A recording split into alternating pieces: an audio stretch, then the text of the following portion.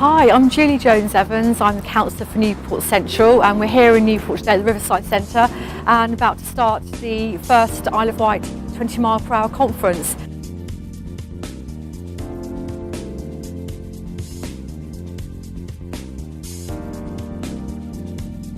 The idea of today was to bring people together and also, more importantly, some experts in the field. So we've got Rod King, MBE, who's the founder of 20's Plenty, and got Dr. William Bird from Intelligent Health, who's going to speak to us about the health benefits of 20 mph. We've got Chad Oatley also coming from Public Health.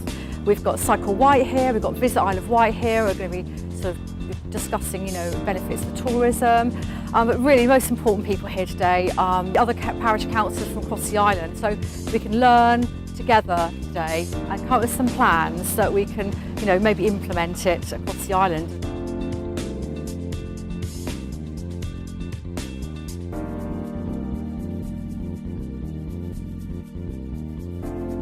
I'm Dr. William Bird, I'm a GP, and I'm also CEO of Intelligent Health, which is a company that gets people more active, gets whole populations and communities more active.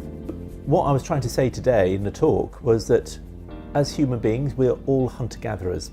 We still have to be outdoors, we still are geared up to being social animals, and we're still needing some kind of purpose. So it's a kind of people purpose place. And over hundreds of thousands of years, we've evolved to become this perfect species, but unfortunately our environment has changed. So we're much more isolated now. We're often in places which aren't very good for going out, and you'd feel a bit hostile, and people kind of have lacked the sense of purpose. That creates a kind of stress, and that creates long-term conditions, that creates inflammation in the body. So all our problems of obesity and dementia and depression and heart disease and stroke and diabetes, all of those are part of it is a relationship between the environment we're in now, which is not good for us.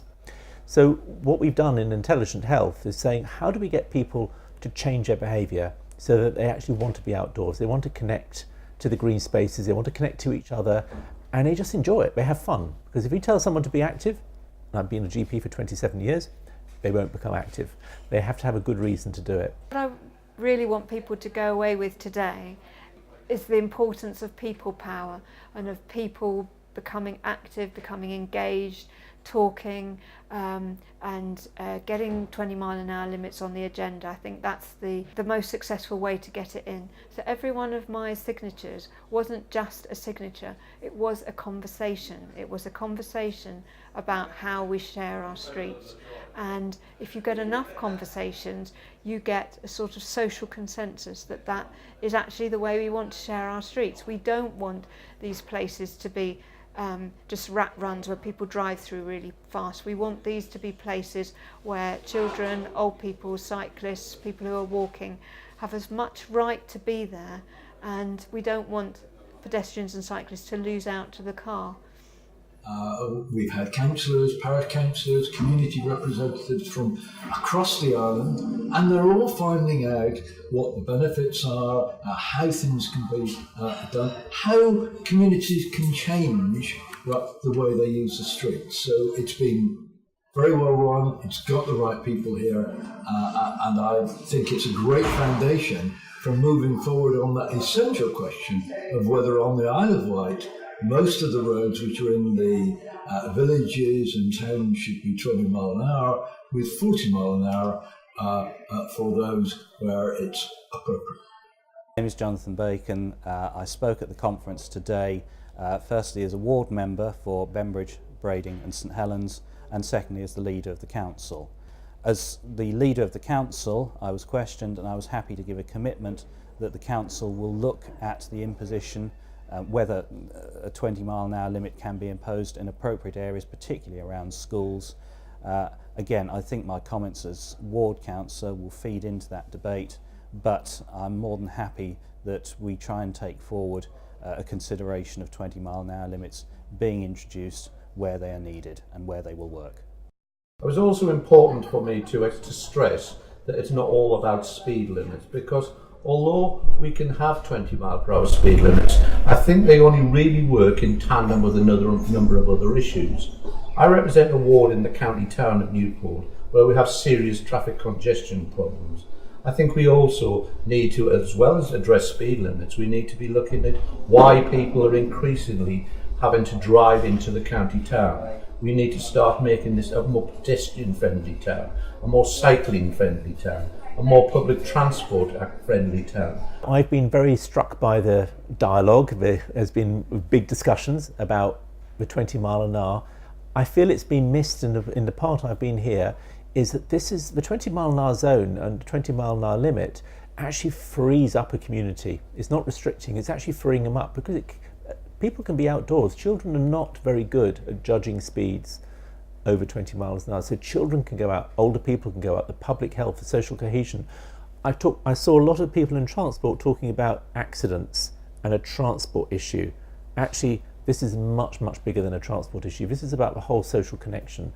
So I feel that there were people talking about that, and that was coming through, but it kept on going back again to that slight more restriction of the accidents, etc. So I think the debate's been really healthy, really dynamic, quite forceful in places, but it actually, I think, has moved the agenda on quite significantly. I think this sort of meeting is important on this and indeed many issues.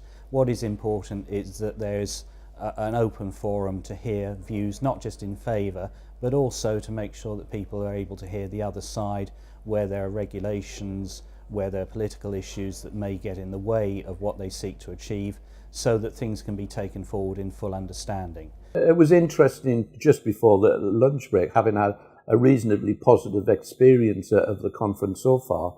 We then got into a bit of a difficult situation where it became quite clear there was a bit of a lack of will on behalf of the council officer who presented to us, and certainly an interesting situation where a representative of Ireland Roads was clearly in conflict with the main speaker at this conference, Mr. King.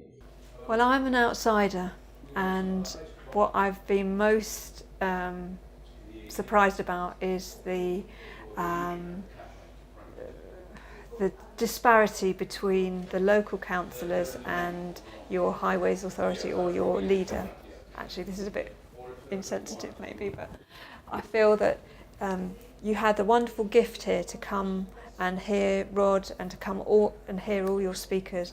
I think your leaders need to take time, listen to people, listen to these speakers and hear what they have to say, and actually respond to what people are asking for. That's the role of the council, is to listen to people's aspirations and what they want for their lives and for their children.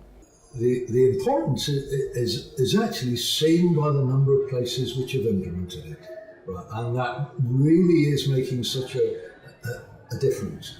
Actually, from around the world, people are looking at the UK in terms of our urban traffic speeds and residential speeds, and actually saying, look, these people are doing it in a pragmatic way, an affordable way, an effective way, and a way which has a great deal of public consensus and support, right, for 20 mile an hour limits where people live, work, play and shop. This scheme for us in Chichester sets up a big statement of how we want our streets to be shared. It's a very, very powerful message that the car is not king, that actually on our residential streets these are really important spaces, and we do want a bit of respect, and we do want pedestrians and cyclists to be looked after and treated carefully. I've stood on the side of the road and done speed watch on 30 mile an hour streets, and it really is not a pleasant place when lorries and buses are really going very fast with very narrow pavements. That is just not a nice place to be, and the fact that Chichester, and I hope the Isle of Wight will make this decision as well, our streets can be pleasanter, nicer places to be if only we want, we actually do take up this wonderful opportunity of changing the speed and making them safer. So please, Isle of Wight, just look at what other places have done, not just Chichester obviously, but the City of London and Edinburgh, and there are loads and loads of big important cities that have done this. I think we're sending out a message of this is what we want our streets to be like. The importance of of schemes like 20 mile an hour zones from a public health viewpoint is significant in its capacity to reduce casualties, injuries, accidents and mortality, in which the Isle of Wight is an outlier for. We have higher than the national average for roadside traffic accidents, in which 20 mile an hour zones can contribute towards that reduction of, but it can also start to change and influence community perception around road safety, and that has a positive knock-on effect then for the family about how they can become more active more often, which improves health and well-being. So as a scheme of work, it's hugely valuable, and public health would support this in however it's defined necessary. I think a 20 mile per hour scheme is absolutely crucial to public health. I think it's absolutely crucial to the quality of life of people. I think they're fundamental issues. 20 miles per hour goes somewhere to addressing those issues. That's why I supported it. That's why I supported it 10 to 11, 12 years ago when I was first elected as a councillor, and I will continue to support councillors in other parts of the island, other parts of the island, in trying to achieve it in their areas. It's been very informative. I've learned a hell of a lot, and I know now that getting a 20 mile an hour restriction in a particular area is not going to be easy, which is why really all the parishes need to get together and go for it in one lump sum for the whole of the island. I think it's been absolutely truly inspirational. Had highs and lows, but I think the key speakers have really sort of resonated with the group that I represent, which is CARS in Knighton, which has been inspired by the mums and members of the community who've come together and really feel that this is the way forward for us and for the safety of our community. It's been constructive. We've also found out that the powers that be, either councils and that, do not give us the true facts of what we should, the knowledge that we should have to make decisions about these things and to carry them forward. They block us in every conceivable way. Hidebound by bureaucracy, and they're not prepared to think out the box or to look to challenge their own diktats and look really carefully at where they can make alterations and where they can not bend the rules, but where they can reinterpret some of the rules. I think it's been a day of ups and downs. The downs might be maybe council officers who would rather we not say anything or get involved. Maybe councillors who need a bit of prompting to do a bit more digging in those council officers about finding out what the real truths are. But the ups of, to me the big up was Christchurch and what they achieved. That was pretty amazing, and they had all those troubles. They had councillors, police who weren't interested, so they did it in the end. They worked hard. I think the Isle of Wight should be able to pull that off easily. I think it's been an absolutely excellent day. I think we learned a lot, and if we, through the Isle of Wight councillors that are here today, can pass it on and get it through the Isle of Wight Council, the Isle of Wight Council would be stupid if they refuse to implement this or go for it, and try and encourage everybody on the Isle of Wight to go for it. It's a day worthwhile, and it's a day we've achieved something. If we can come away from this meeting today having achieved something and get our councils to go to full council, get the money somehow, because the town and parish council haven't got any money. But if they can get some money from central government and implement this, we'll be saving lives on the Isle of Wight. Absolutely. And our families and our kids and our grandsons. The conference has just finished. I have to say it's been a fantastic day. We've all learnt so much. A little bit of controversy with Island Roads and the Isle of Wight Council, but hey, we've got to make this realistic and know what the obstacles are. It can't all just be, hearts and flowers all the time with this. But you know what? I reckon we've got a great campaign team from all across the island. This is perhaps we should be looking at places where people work, live, and play should be really about having the 20 zones in those areas, which means everyone benefits and not just people in certain areas. Everyone's been really engaged, put some great work into the day. I have to thank our speakers, but most of all the parish and town councillors and the public that have come along and really put into this, made it special, made it happen. And we're going to go away and really sort of deliver on this for the island, for all of our. And as Rod said, the Isle of Wight is a special place. It's the first time he's been here, and he realised that coming over that water, you're landing somewhere really, really lovely. And let's make it even lovelier. Let's make the Isle of Wight somewhere that's healthier, happier, safer and more prosperous, as we've seen that 20 can deliver, as it has in other places across the country. So let's go for it.